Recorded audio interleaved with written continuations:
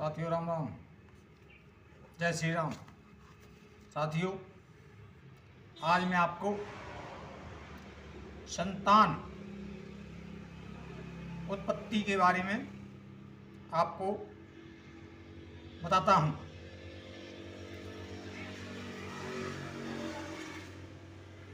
एक औरत जो निसंतान होती है,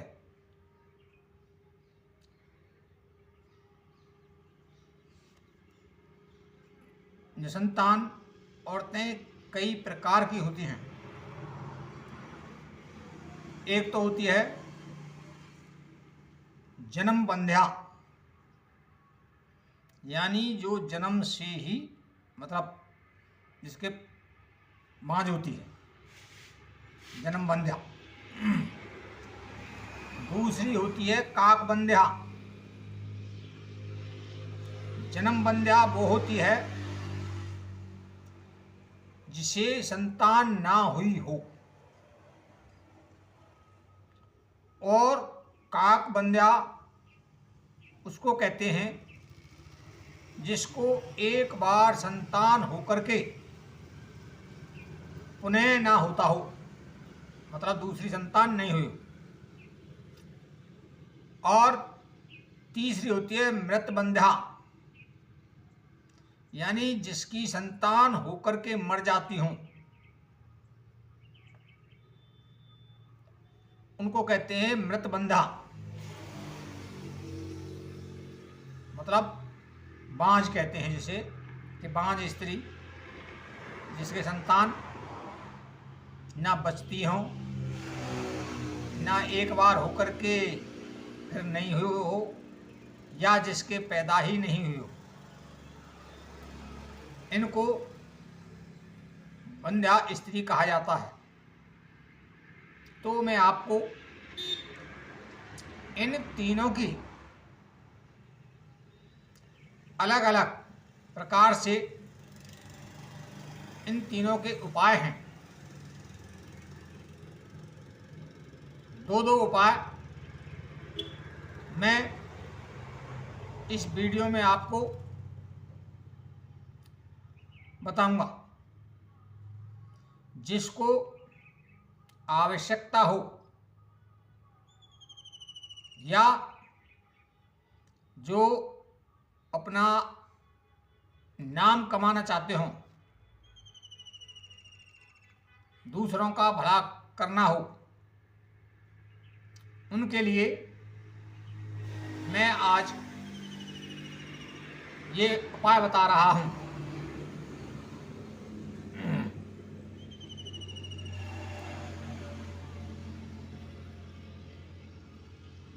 पहली विधि,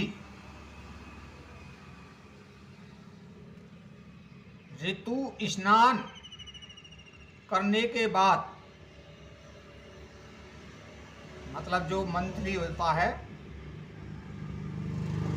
वो जब उसके बाद जब स्नान कर लिया जाता है, नहा होकर के, जब पवित्र होकर के, तो फ्लास वृक्ष का एक पत्ता को किसी गर्भिणी स्त्री के दूध में पीसकर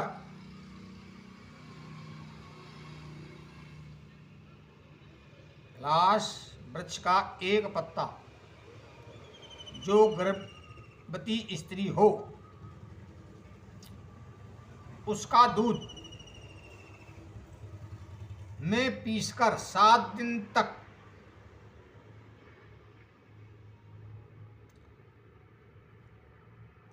यानी शोक या उद्विग्नता, यानी मन में कोई वैसा विचार नहीं, चिंता नहीं, ऐसी स्थिति में शंका नहीं करे तो उसको पी ले। 8वें दिन पति से संगम करे तो बंध्या स्त्री अवश्य ही पुत्रवती होती है। पहला उपाय यह है। अब मैं आपको दूसरा उपाय बताता हूँ। जिस रविवार को पुष्प नक्षत्र हो, उस दिन देवदार की विधि अनुसार जड़ उखाड़ लाएं। देवदार की जड़ लानी है, यानी उसको पहले निमंत्रण देना है। चावल, हल्दी, पैसा, एक का सिक्का और अगरबत्ती एक दिन पहले लगा के आना है। और पुष्प नक्षत्र के समय पे, रविवार का पुष्प नक्षत्र हो, उस दिन उसको उखाड़ के उसकी जड़ लानी है, मतलब उसकी जड़ लेके आनी है। अब जब स्त्री, बंध्या स्त्री रजो धर्म से पवित्र होकर महीना जब क्लियर हो जाए, नहा धो करके जब वो हो जाए, तब उसको एक वर्ण वाली गाय, यानी किसी भी रंग की हो, काली हो, सफेद हो, पीली हो, मतलब एक वर्ण होना चाहिए। तो एक वर्ण वाली गाय के दूध में उस जड़ को पीसकर 7 दिनों तक पीना है।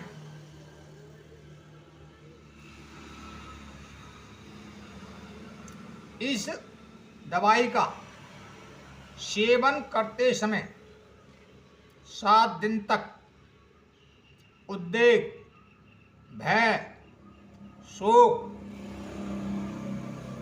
परिश्रम मतलब अधिक काम, गर्मी और ठंड, शीत वर्जित है।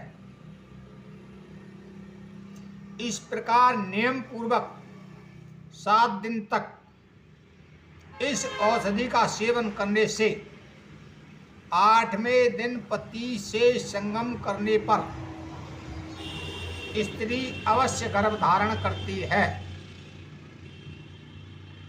ये हो गया आपका जो जन्म बंध्या है, उनके 2 उपाय हो गए हैं। अब दूसरा मृत बादशाह उपाय,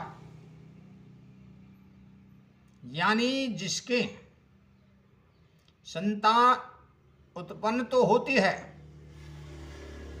वो एक पक्ष, 1 मास, 1 वर्ष या 2 वर्ष में मर जाए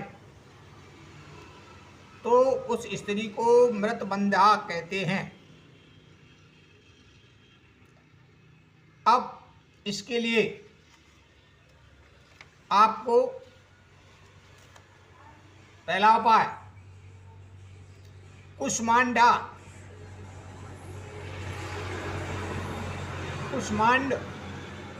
की जड़ को भांगरे के रस में पीसकर बंध्या स्त्री ऋतु काल में, यानी जब वो मासिक धर्म से हो रही हो, उस समय उसको 3 दिन पीना है।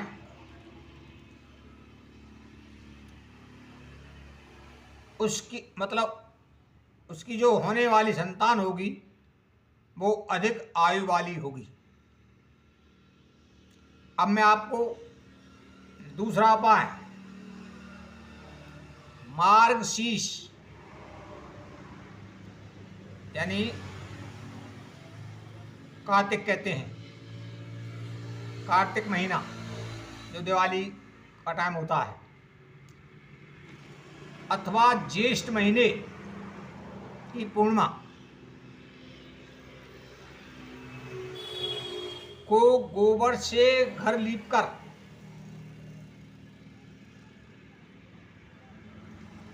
षटकोण बनाना है। 6 कोने वाला, उसमें ऊपर से 1 2 3 ऐसे 1 2 3 4 5 6,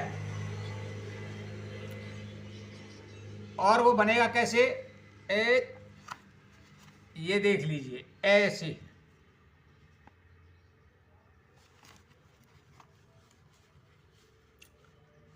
उस पर सुगंधित फूल पुष्प वगैरह चढ़ाने हैं और धूप बत्ती वगैरह करनी है।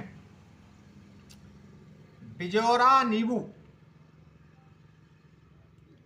की जड़ को दूध में पकाकर उसमें घी मिलाना है और ऋतु काल में, यानी जो मासिक धर्म हो रहा हो उस समय बंध्या स्त्री को वो पीना है और अपने पति से जब वो संगम करती है तो उसको दीर्घायु वाला पुत्र उत्पन्न होता है।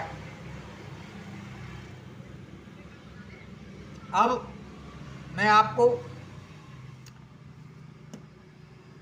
तीसरी स्थिति कि जिस स्त्री को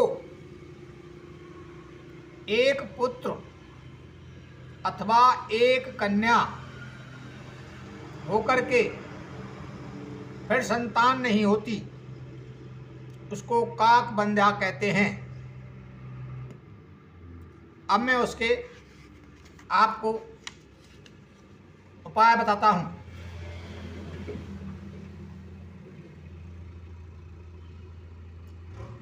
ऋतु काल में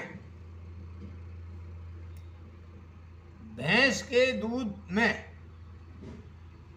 मासिक धर्म जब हो रहा हो उस समय भैंस के दूध में जड़ सहित विष्णु कांता को पीसकर, विष्णु कांता का पेड़ ले आओ, उसको जड़ सहित पीस के दूध में पीसना है और उसमें भैंस का घी मिलाना है और उसको काक बंध्या को 7 दिनों तक उसका सेवन करना है, तो वह सुंदर गर्भ को धारण करती है। दूसरा उपाय, रविवार का पुष्प नक्षत्र हो उस दिन अश्वगंध, अष्टगंध भी कहते हैं, अश्वगंध को खोद करके ले आए,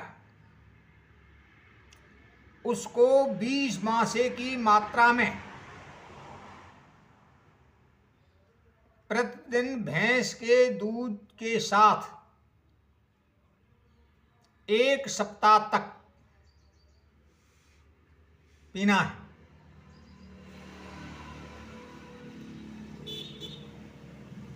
तो काक बंध्या स्त्री अवश्य ही गर्भ धारण कर लेती है।